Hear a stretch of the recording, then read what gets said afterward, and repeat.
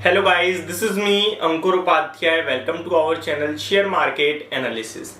Guys देखिए, काफी सारे क्वेश्चंस जो हैं वो मार्केट से रिलेटेड बातें चल रही हैं एंड व्यूअर्स के बीच अपने आप में ही कुछ डर का माहौल ज्यादा बन गया है। मार्केट में आप सभी ने काफी बड़ी गिरावट ऑलरेडी देख ली है।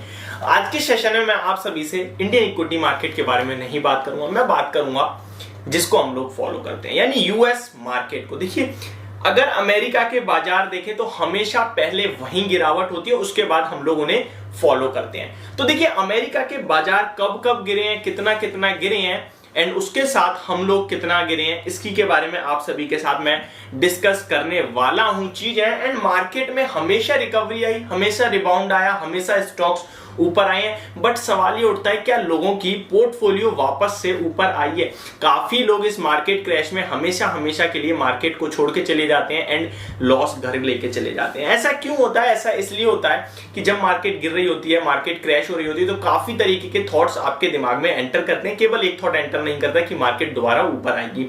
आपके दिमाग में जो थॉट्स एंटर करते हैं, देखिए पूरा सिनेरियो बनाया जाता है वीकनेस का। जैसे कि एक तो मार्केट गिर रही है, धीरे धीरे गिरती है, बीच में उछाल आता है, फिर अचानक से सेलिंग प्रेशर, फिर खराब खबरें, फिर आपको दिखने लगता है यार सब कुछ खराब हो रहा है, अब मार्केट ठीक नहीं है, पैसा निकाल लो। एंड सबसे बड़ी मिस्टेक पता है क्या करते हैं हम लोग? सबसे बड़ी मिस्टेक ये होती है कि अब पैसा निकाल लो, नीचे के लेवल्स पे दोबारा एंटर करेंगे। ये थॉट हम लोगों को मार देता है। क्यों मार देता है मैं आपको बताता हूं। फॉर एग्जांपल, अगर आपने निफ्टी में जब 17,000 पे ट्रेड कर रही थी, 18,600 से गिरकर 16,900 के आसपास हम लोग ट्रेड कर रहे थे, वहां पे हमने काफी टाइम बिताया, तो हमें क्या लगता है जब 16,500 आया तो हमें लगता है यार मार्केट में गिरावट हो गई, यहां पे खरीद लो या आपके पास है तो अब ब्रेकडाउन हो रहा है, बेच दो। आप मान लो 16,500 पे आप सारी अपनी पोजीशंस खाली कर देते, लेकिन मार्केट जब 16,000 पे आती ना तो आपको लगता है 500 पॉइंट गिर गई, मैंने 650 पे बेचा था, अभी 620 610 पे मिल रहा है, खरीद लेना चाहिए मुझे। अब आप खरीद लेते हो एंड फिर और गिरती है, फिर आप बेच देते हो, फिर आपकी दोबारा खरीदने की हिम्मत नहीं होती है,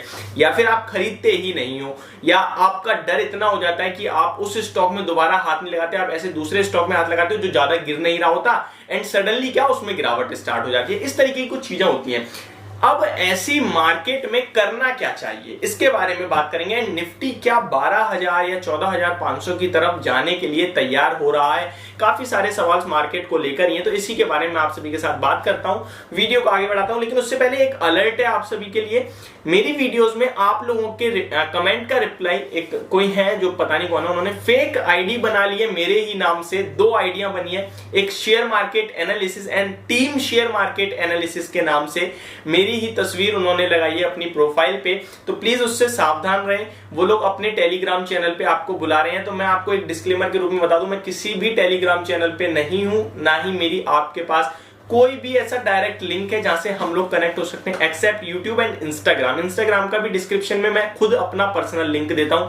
मैं कमेंट बॉक्स में आपको कभी नहीं बोलता यहां आके बात करो या फिर यहां पे आके बात करो। सिंपल। आपके कमेंट का रिप्लाई मैं 2 माध्यम से देता हूं, तो वहीं के वहीं रिप्लाई दूंगा। अब मैं वहां रिप्लाई नहीं दे सकता क्योंकि ऑलरेडी कोई आ चुके हैं, अब आपको पता ही नहीं चलेगा कौन सच कौन झूठ।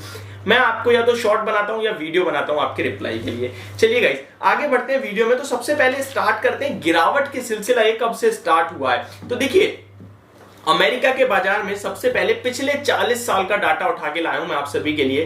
1980 में 30% की गिरावट आई। क्यों आई? क्योंकि इकोनॉमी जो है वो रिस्ट्रक्चर हो रही थी, इसके चलते 30% मार्केट क्रैश हो गए।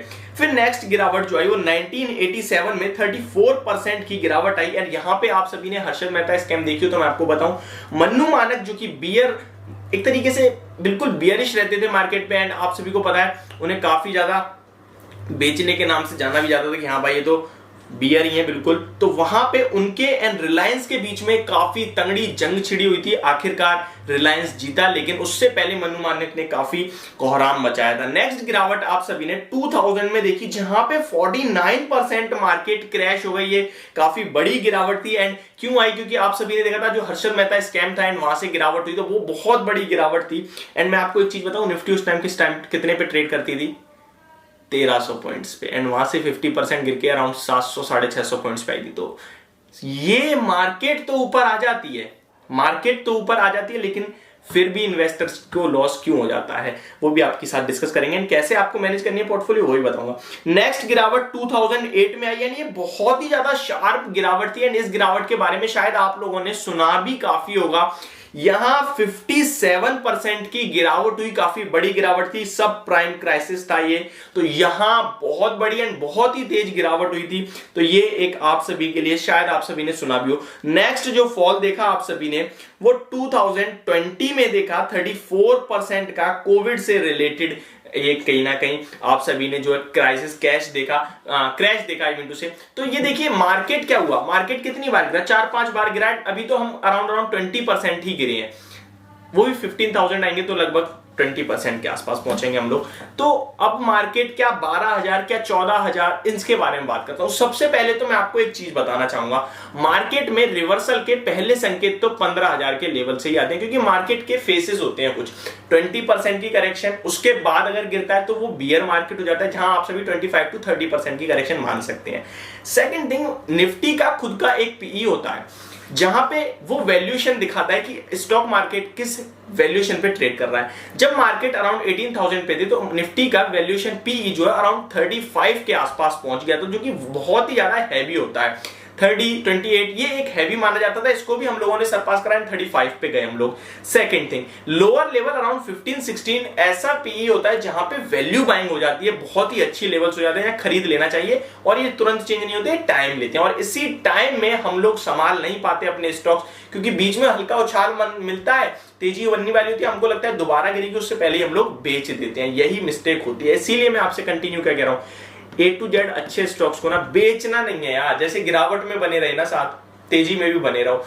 देखो सारी बुरी खबरें चल रही हैं, सब खराब है, और यही ऐसा समय होता है जहां सबको मार्केट धो देती है, क्योंकि मार्केट को कोई जज नहीं कर सकता।